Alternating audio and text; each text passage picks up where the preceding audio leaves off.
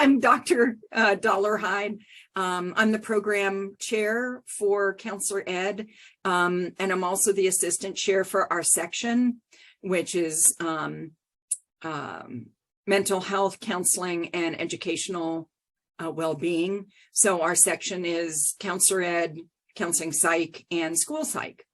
And I have an interest in mentoring because I feel it's a really critical part of the work that we do as counselors and as faculty.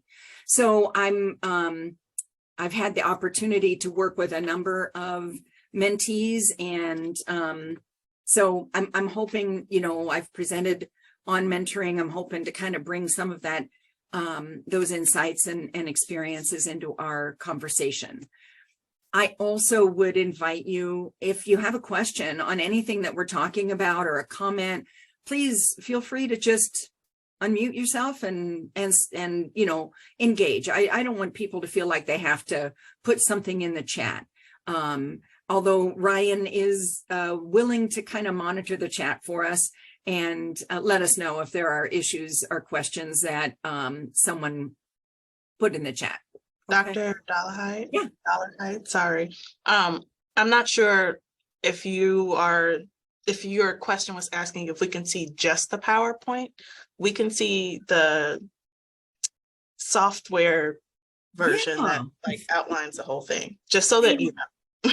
It's wow. Okay.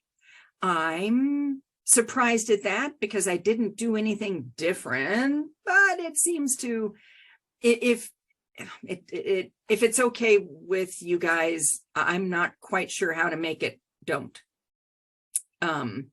Is that okay? Should I try? You can try like playing it from the beginning. Okay.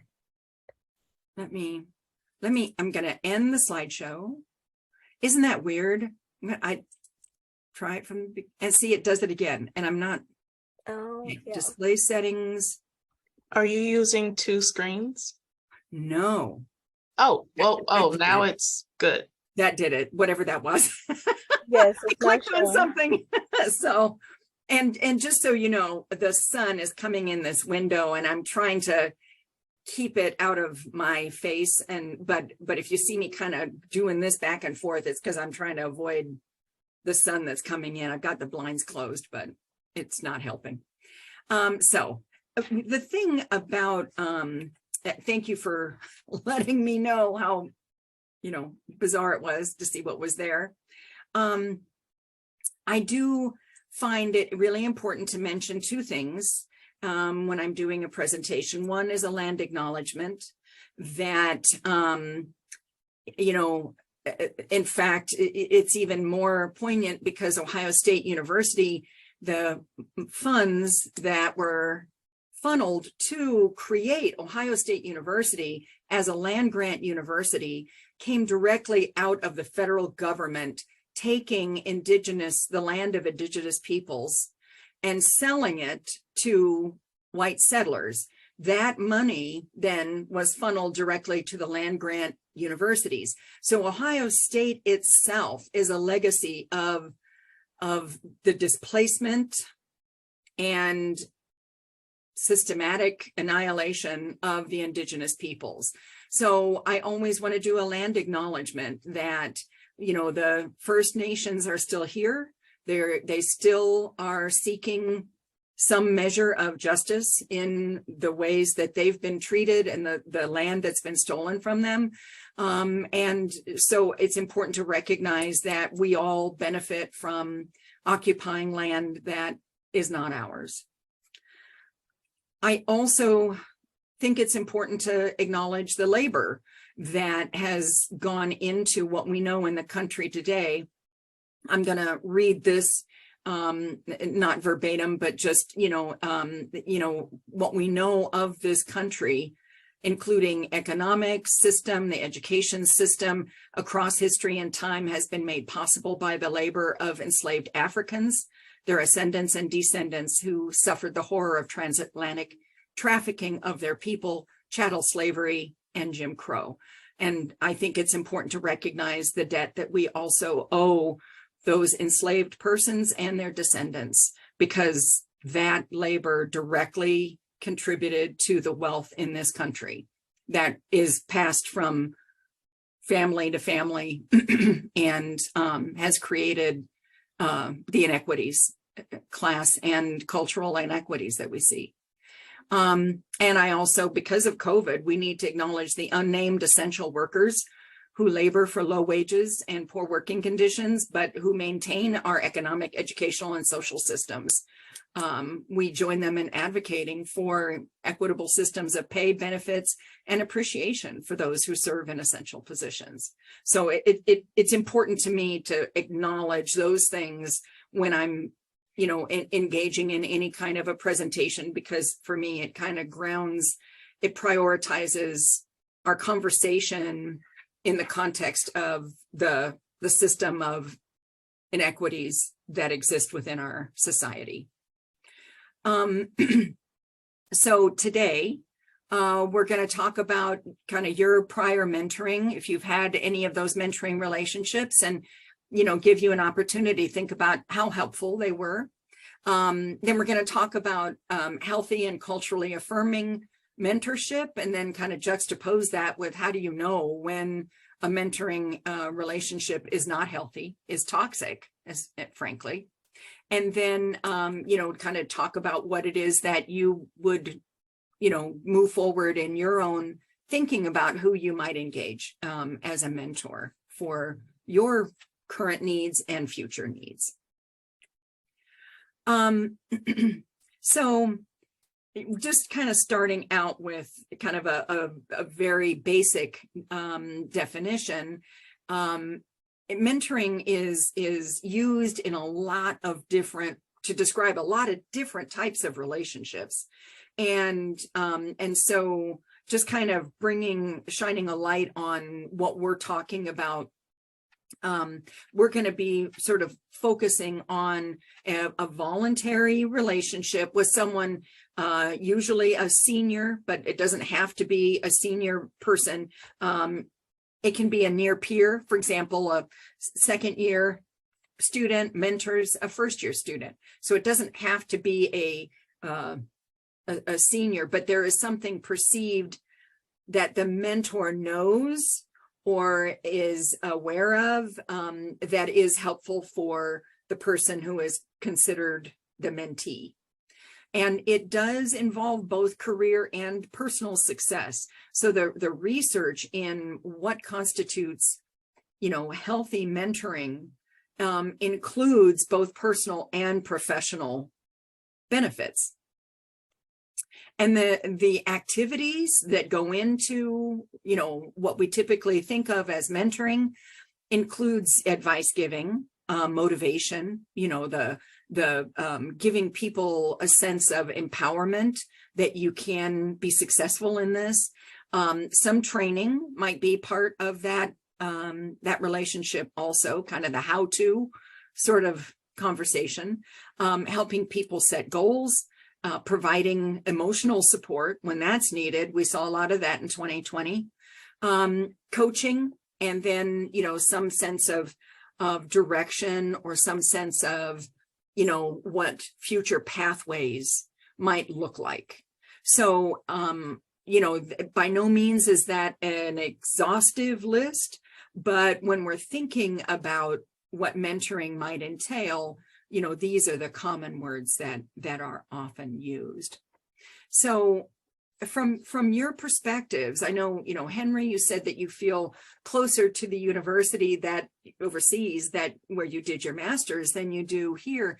Did you have a mentoring relationship with someone at that campus? Yes, because the program was set up from the beginning to be an online program, so they were prepared for it. It's not the ad hoc response that everybody else had to do here for COVID. So they will pay you with people and your interest, that you had interest with. The program director happened to be excellent, and he's now in the stateside. And I still send him a note because he was one of my letter writers for OSU, and tell him how we're doing. And it's like a very, very, very well successful scholar, but very generous with his time.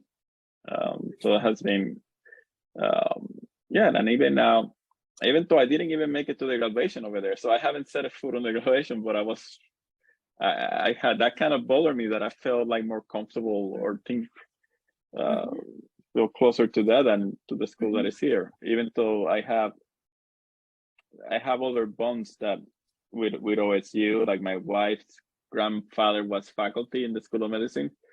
So I feel like, well, that's one of the things that bothers me. I'm like, hey, what's going on? I should be able, I want to really feel like this is my house, or so to speak. Okay, so it's almost like the lack of mentoring here is even more noticeable because you had such an excellent mentor from your prior campus. Yes, I feel like we haven't recovered well. Maybe in retrospect, maybe we didn't transition well enough to like we're back on campus. Okay, thank you. How about you, Janice? Have you had a positive, meaningful mentor in your history, your past? Yeah, I'd say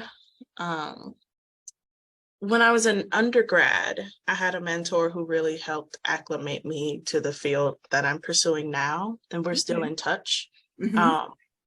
And she's at a different institution currently, and so we don't see each other physically very often. But we had the chance to Zoom to just chat and catch up via Zoom not too long ago. And that was really good. I think the thing about her as a mentor, though, that has helped me like continue to maintain a relationship is that I also view her as a friend. And so I think that that's been beneficial for our relationship as well. But I'm curious about what if there are folks that I want to get to know, get to talk with, engage in discourse with, who aren't necessarily at the capacity to also serve as friend in that role as well. Yeah. I think that's an important question. And that may be one of those that's kind of answered over time. Like there may be people that you grow closer to, just as you did with your, the undergrad mentor that you're still in touch with, yeah. Was the undergrad mentor a faculty person? Henry's was a faculty person. Is your mentor a faculty person? No, she wasn't a faculty. She was a senior administrator within housing at that institution. Okay. Very cool. It's always interesting to think about, and I don't want to sound like we're not able to generalize. Oh, well, but it really is interesting how, what is that saying? When the student is ready, the teacher appears. And that might suggest, the serendipity or the, that sense of we can't predict, but when you're ready for someone, who can provide that connection, that perhaps, that somehow can happen. Okay. Thank you, Janice. Rumdi, do you have a mentoring? Have you had a mentoring relationship that you value?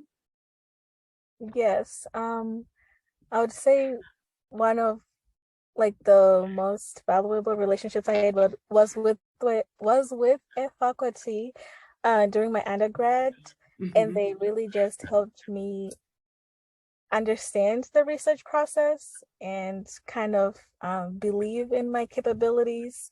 And we stayed in touch, and they would always check in, are you applying for PhD programs now? Like, what's the next move?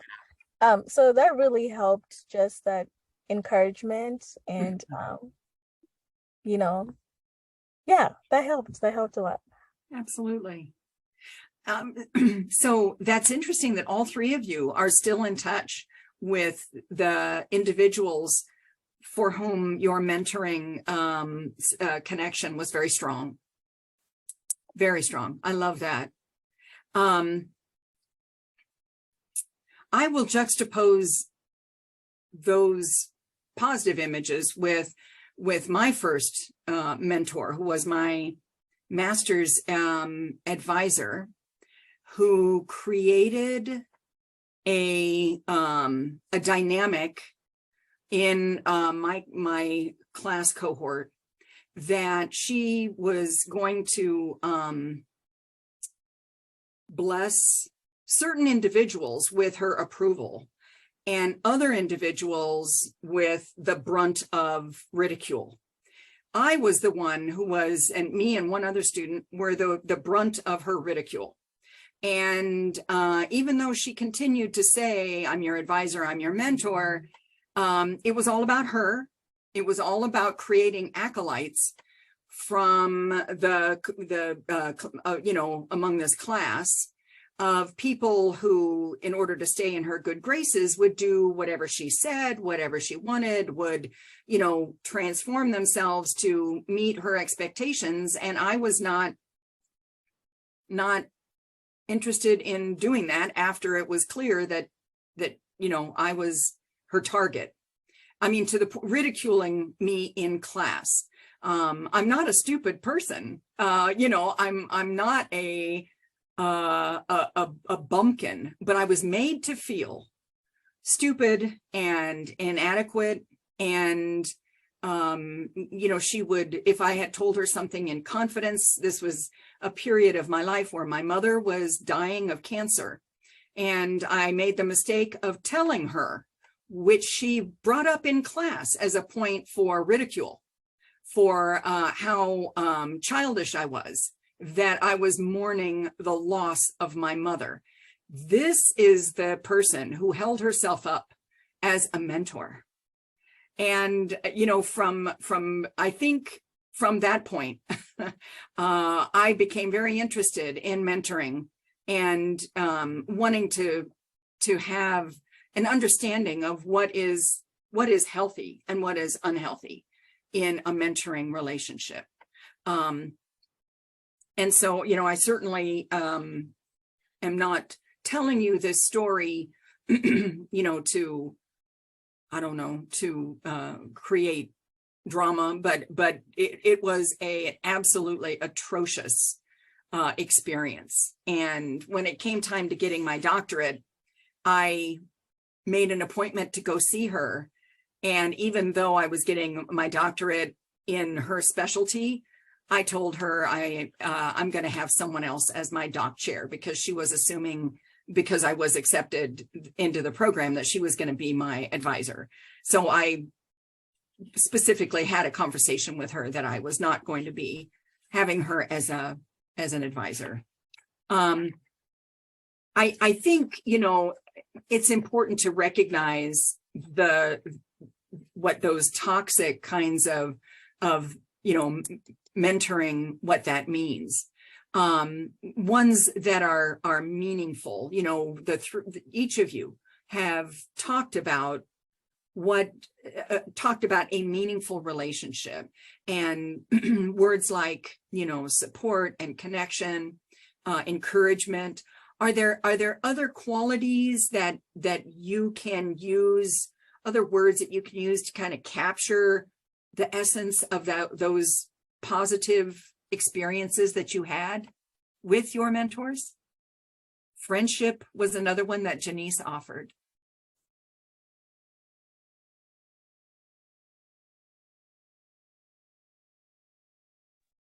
I'll also say advocate. Okay, good. Excellent. So not only was the person on your side, but the person was willing to engage in conversations, to be supportive, as well as taking action to be to be clearly a support for your future. That's very cool. I know Henry also spoke about his advisor writing his recommendation letter for his doctoral applications. And Rumby, it sounded like from what you were saying, your mentor kind of has followed your progress Yeah. from undergrad. Yes, I was going to say safety as well, just feeling Safety. like I can talk and they're able to listen and there's trust within the relationship. Excellent. Excellent. I love it. Mm. I think was- that those qualities are really important to hold in mind. Sometimes the literature out of the business world describes mentoring in very mechanistic kinds of ways, and I eschew those. I'm not interested in the structural components. First you introduce yourself and then you do, because to me that's not the congruent human to human connection that mentoring actually does entail. The outcomes of healthy mentoring are pretty clear, whether it is from a business perspective or from the human sciences, if you will, which we're all in in education. So, on the personal side of it, a sense of belonging or fit, that this person, excuse me, sees in me, that I'm good, I'm going to be good in this field, and, and communicates that. They improve our self-esteem. A good mentor will improve our self-esteem, our sense of self-efficacy. People who have good mentoring enjoy a greater sense of self-actualization because they've had the opportunity to think about what is my potential and how do I move toward reaching my potential. And so they feel more satisfaction with their lives overall. They also are able to see their options more clearly because you've been able to have conversations with that mentor about, if I do X, what might happen? If I do Y, what might happen? And that gives a mentee the opportunity to kind of play those things out. What ifs. If I follow this path, what if? If I follow that path, what if? If I want to do this thing, what path is the best way to get there? All of those questions leave the mentee with much more flexibility in the ways that they understand their options in life.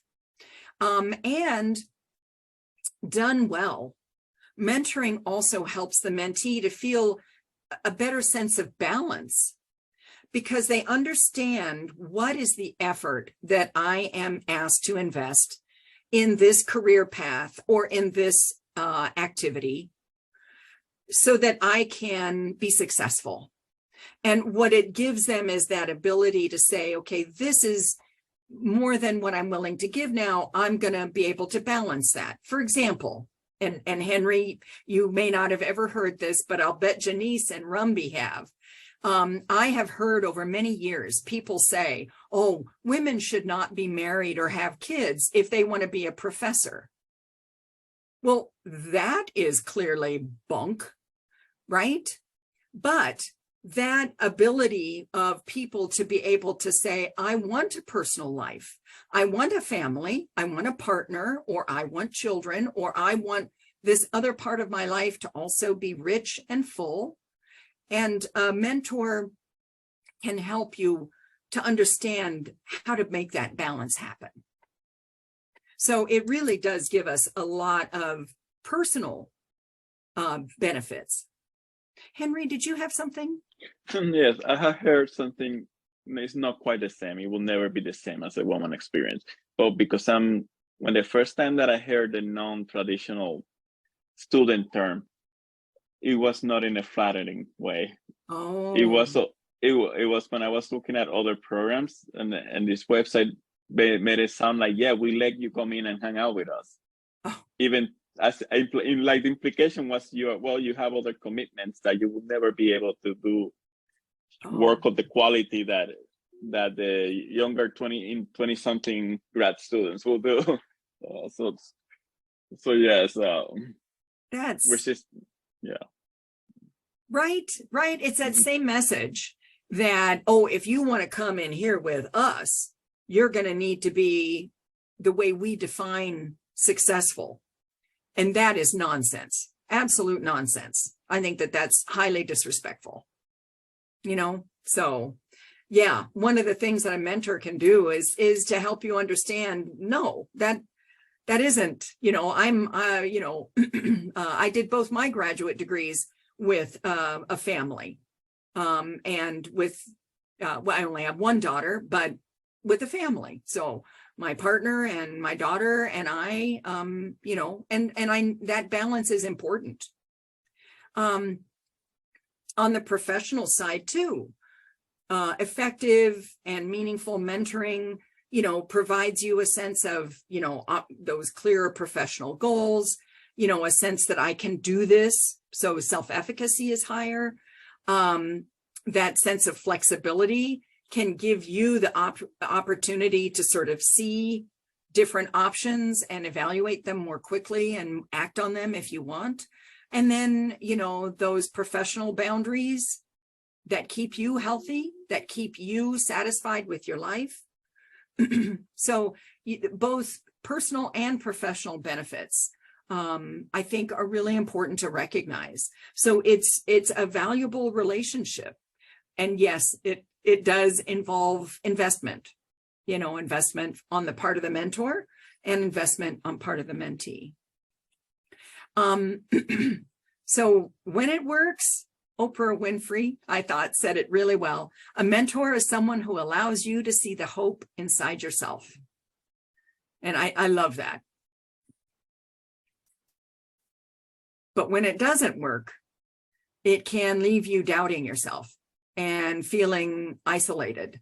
And I'm speaking now directly of, you know, the research, but as well in my own experience. The other person who was also this advisor's favorite target, we both left class saying, you know, it was your turn tonight. You know, the target was not on my back, it was on yours. So, you know, the dynamics were visible. You know, it wasn't just, you know, one person saying, oh, you're being mean to me. You know, it was a brutal dynamic.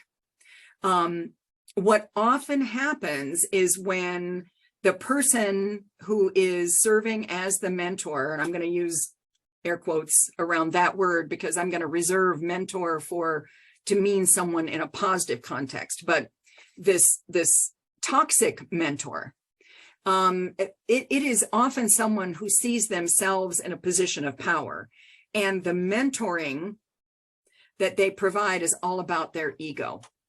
And it's all about oppression. So it is an abusive dynamic. Make no mistake about it. It is abusive. And when it is abusive, it is used as a tool to minimize your humanity and to make you feel like you don't belong, that you'll never measure up. You're not good enough. You're not smart enough. You're not white enough. You're not young enough. You're not male enough. You're not whatever. And that is when it is abusive and toxic. And it's really important, I think, to be able to understand what that is when you meet it. Because if you know, let's say that it's a professor that, you know, you feel like, oh, wow, this professor is in a position to really kind of help my career. They can give me a great recommendation, or we're interested in similar things. But if you, in the classroom or in private conversations with this person, if you pick up on this dynamic, this power dynamic, this is not a person that you want as a mentor. Or if you are willing to play this person's game. It might be someone that you cultivate as an ally in order to gain their recommendation letter, but that's not mentoring. Do you see what I mean? There may be someone who politically you need to be nice. I don't know, but I even would recommend that every person has to make those decisions. I know, but for the sake of your mental health, for the sake of your sense of I got here because I deserve to be here, I wouldn't even recommend that you play that game. So if someone is going to be using those power dynamics like that, get away, leave that person, make a big detour around that person, because that person is going to be an unhealthy influence and abusive. So it's really important that you are in a mentoring relationship with someone who values you exactly as you are and for all that you will be. Does that make sense? Not somebody that uses you because it makes them feel good because they've got another advisee or another mentee, but someone who values you exactly as you are and for all that you will be. Okay? So basically, the long-term implications of this toxic mentoring is all over the literature in terms of isolation, loss of hope, loss of self-esteem, lack of trust in one's own judgment. Because what they do is they make you doubt yourself, because they are always setting up little tests for you, and then you're always going to fail them. So don't tie your balloon to this kind of a person. I think too that it's really important to recognize that social justice comes into the mentoring in a really important way, and that the best mentoring and that empowerment is an act of social justice, and that it creates this web of support. That's why it's important to have multiple mentors over your life. And it might be difficult to try to have multiple mentors at any one given point in your life, but having mentors that sort of like hand you from one stage to the next, that, a mentor, helps you transition. And, so doc study is a great example, finding a mentor who helps you transition in, and then who also supports you during your PhD program, and then mentors you, as you're exiting the program. And then when you get, if faculty work is where you're headed, then when you get to your new campus, there's a new, you seek a new mentor. Not that you ever have to permanently say goodbye to the prior mentor, but that new person then kind of takes a greater role in mentoring. Janice referred to this directly, that having the opportunity to continue to connect, it because it's a friendship also will probably continue in terms of where she goes with her career, and after she finishes her master's, where will she stay at OSU or go on to a new campus. I know that sometimes, because I did my master's in college student development, which is the college counseling piece of the HISA program. I didn't do it here. I mean, it was a different campus, but that, I recognize that sometimes to move up, you have to move out. You have to go to a new campus in order to move up in terms of some of these roles on university campuses. it is advocacy. It very much is. That's what, Janice, you added that word, and I think it was a very valuable word to add, that the person, a good mentor is also an advocate. So they're advocating for you and advocating to open up the environment so that all persons are a part of have a seat at the table, so that we are welcoming and inclusive and transforming our environments to allow all persons to have a role in a meaningful way. So, okay, let me stop there. I'm talking too much, I think. What are your reactions so far? Do you given what you've experienced in your own mentoring experiences, how does any of that make sense? Does it match what you've seen? Well, I was trying to put into words like this idea that what I get out of my prior mentors is not the same as I will get out my current mentors at OSU. It's not like, because we don't talk as often. It's not like we sit down and talk philosophy anymore, or we talk shop, but it's not really. It's a different kind of talk. It's like a much broader picture of like I had a question about a paper. So I guess it was, even when we were talking philosophy, I had a question about a paper that my undergrad mentor wrote, and we got on Zoom. But he said, he right away said, "Oh, I love how we're talking now," because he felt like I was not sitting and accepting everything he was saying. He said, like, "I love this pushback and that you're giving. I feel like you're my colleague now."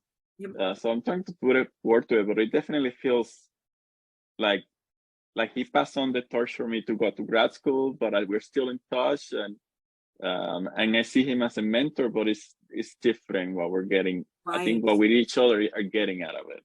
Right.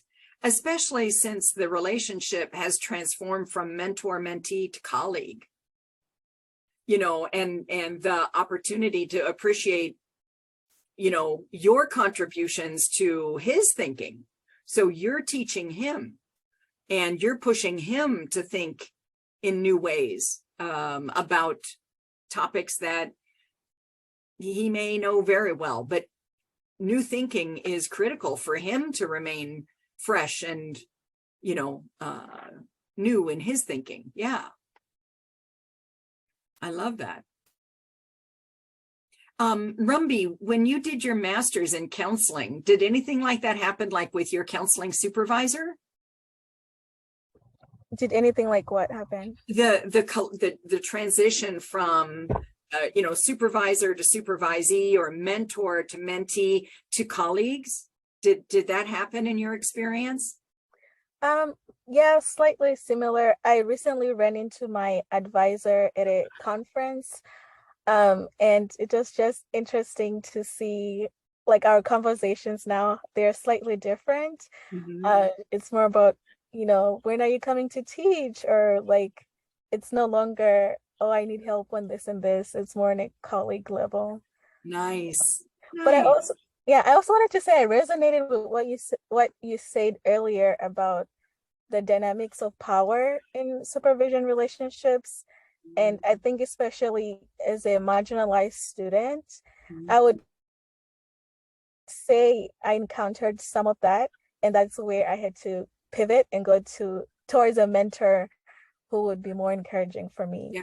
Because that could have really made a difference in where I am right now. So I appreciate that as well. Absolutely. In 2021, I co-authored an article in JCD about social justice supervision, and proposed a model for actually bringing social justice into supervision in order to reduce the power dynamics, because that can really damage. I mean, it has created a white hegemonic profession. We need to fix that. Well, I appreciate kind of the, your sort of reflection about how some of these concepts have already been visible in your own mentoring. And, so, a couple of things about finding an affirming and social justice mentor. And the first one is cultural congruence. But that's not always a guaranteed connection between you and the person that you would like to seek as a mentor. I think that it's really important that the person also be able to talk about how they affirm the reality for the person that they're mentoring.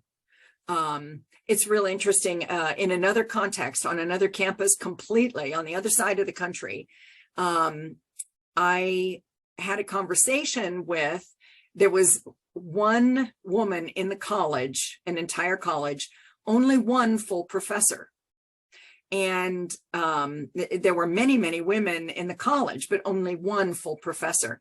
And I served on the promotion and tenure committee and had an opportunity just in passing to kind of ask her about, what are your thoughts about so-and-so who's going up for promotion? She goes, oh, no, I'll never vote to promote or allow a woman to be a full professor. And I'm like, what do you mean? I couldn't believe it. Oh yeah. Oh, women shouldn't be full professors. But you're one. Oh, but I'm exceptional, is what she said. And I'm like, wow. Okay. So sometimes people internalize systems of oppression. And when they do that, then they make it even harder for persons who share their identity to be successful, because they've internalized oppressive discourses that have prejudiced their ability to understand the potential. It's sad, but it's something to be aware of. The most important thing, I think, is being aware of how they make you feel. And do they offer suggestions and feedback and empowerment and encouragement and value? Do they value you? Because if they don't make you feel good about yourself, then it's not a healthy mentoring relationship. Also, be thoughtful of what you need from them. That maybe as trust grows, then you might feel a stronger sense of connection to the mentor. But I think until you have that trust, investing too much of your self-esteem, might, I don't know, leave you feeling that you've been, I don't know, snookered or something. And don't give up your power. Don't give them your power. They don't make decisions for you, and you know what's best for you. No one else does. So, you're looking for someone who affirms what you know is true about yourself, who sees things in you and sees that potential. That's who you're looking for. And it is mutually beneficial, just like what Henry was saying. When this dialogue changed and became a two-way dialogue, not just one person filling the other person up, but, is it a mutually beneficial relationship? And, I think that sense of mutuality is really important, especially as the relationship transitions maybe to that of a colleague. With some mentors, it always remains like I've got one of my doc students who is a leader in the field. And I have said to him multiple times, Matthew, call me Colette. Really, you can call me. He goes, no, Dr. D, you'll always be Dr. D to me. And I have to go, okay. And yet I do have other graduates who have become friends, who do call me Colette, and you know, and it feels more collegial, less of a mentor and more collegial. So, you know, each relationship will be different, you know, in that sense, and how that evolves. I'm trying to be aware of our time.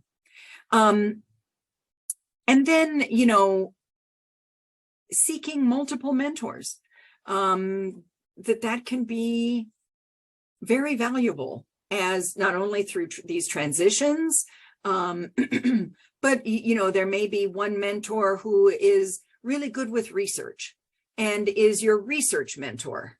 And there's another person who's really good at grant writing, and you work with them and they mentor you in grant writing.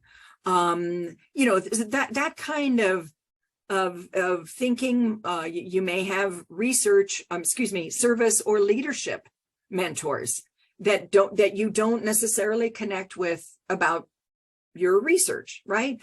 So it's possible that there may be opportunities for you to both be supported by and to support, you know, multiple individuals, because your life is complicated. Your life will, you know, always have opportunity for more people who love you and want to be there for you, right?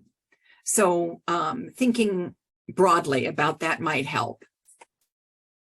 So I guess kind of finally, you know, are there people that that you're thinking about that you might be interested in working with and in asking them or exploring kind of a mentoring relationship with them?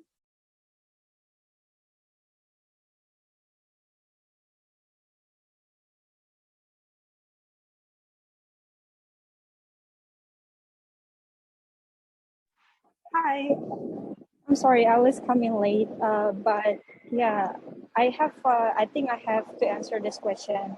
Okay. I have, so I'm working as a GA, as a research assistant, and I really like working with my supervisor. So I think I'd love to like make her as my mentor, but because I'm coming late, so is there any, like, I need to state that, hey, I'm interested to make you as my mentor, or is it gonna be because she's my supervisors already working as a GA, or I have to make it like official that can I be your mentee or something like that?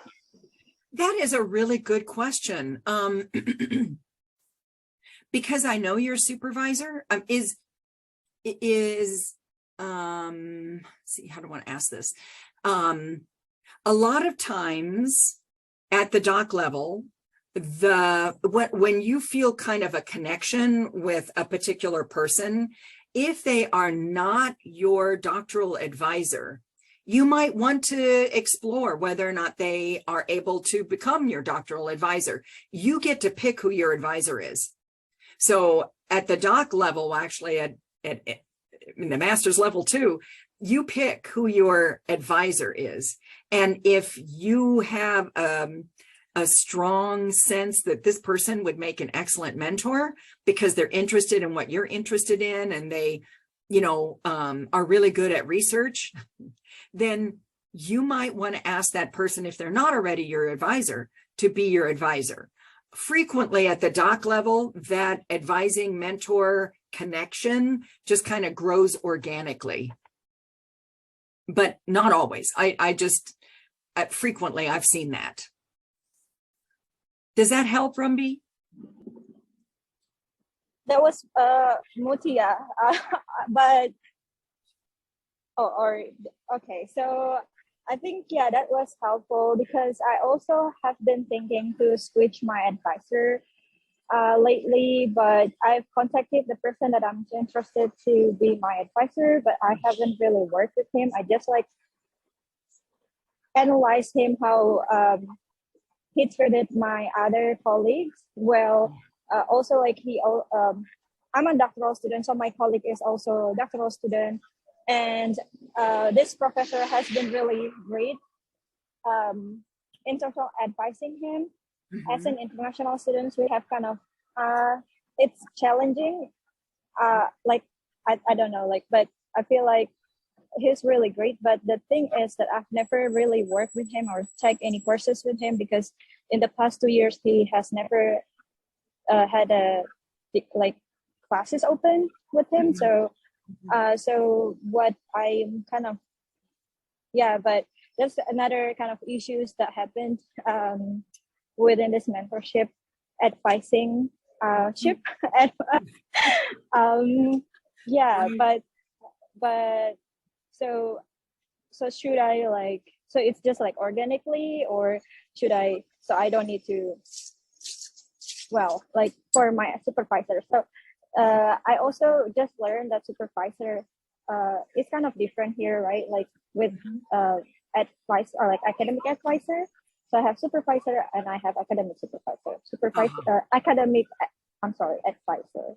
So what I want to be my mentor is my GA supervisor.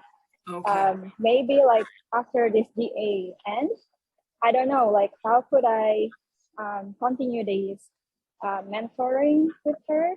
Because I love working with her in terms of research. Should I like, so my GA will end like next spring, but should I like continue like or email her? What is like the best way to maintain the mentorship that we have not, I have not really like stated anything to her that can I be your mentee or something like that. Right. Yeah.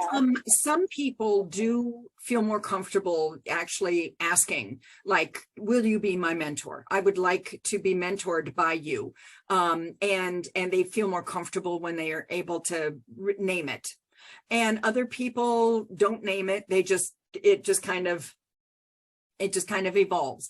But if it makes you more comfortable because it makes that more formal, then absolutely talking to the person you want, for your mentor could be a really good way of finding out. Now, does this person have time and space in their lives to be able to, take another person under their wing? I would say yes, because I know this person, but that would be for each person to decide. So yeah, it would be a good idea. There we go. It would be a good idea, to be clear when you initiate it, because like Janice asked about sustaining a mentoring relationship. And what I have found is that I ask my mentees to identify 1 hour at least a month and we have it scheduled in advance. So that way because it's really easy to get, I've just got so much going on and I don't have time. But when I schedule time with my mentee, that is time that I am dedicating to that person. So I like to schedule that out. And that's how for me, how it works to sustain mentoring, is having a monthly set meeting time, and we meet during that time. So, sustaining it is a challenge. And it's neat that all three of you have kept in touch with someone who was a powerful mentor to you in a prior program. So, what questions do you have? I realize we've gone over time, and I want to be respectful of your time. I was just wondering, is there such a thing like a short-term mentor, or does the relationship has to go on? Because I feel like I'm fortunate that I have good mentors, long-term relationship, but I have also been able to like connect quickly with people that are very successful in the field, and they work with me on one thing, and they're so generous with their time. So I feel like it's going over their professional duty because they take an interest and they so I was like, all right, this is more, it feels more personal than for whatever the reason. Right. Yeah. Sorry, I'm trying to stop sharing and cannot find a way to do it. I recognize that is you know, that is always an important question. How does mentorship transition? Thank you, whoever did that. Yes, thank you, Janice, for coming. Thank you. You know, as you're thinking about, you know, how you transition from one, you know, where the relationship evolves, and is mentoring kind of a task focus. Some people view it as a task focus. We're focused on this project, and once that's done, then we, you know, don't keep going. And other people want to be able to keep in touch with their mentor or their mentee, you know, over the years. So I usually personally let the mentor, excuse me, let the mentee be the one to reach out. And, you know, I'm always, I enjoy hearing from them, but I realize they've moved on and may have other mentors, and, you know, and that's fine, you know. So it may be that when you reach out as the mentee, that you're kind of keeping those connections alive. Yeah, it's a small world in my field, so I keep running into them, to one or two people here and there, and then they recognize, and we may be even work on something else, but not as close as we did during that one project. Right. Yeah. Right. So. Exactly. Yeah. Well, I do have another meeting I need to get to. And so thank you for everybody for coming, and thank you for your ideas and, you know, contributing to the conversation. Really appreciate it. I've really enjoyed this.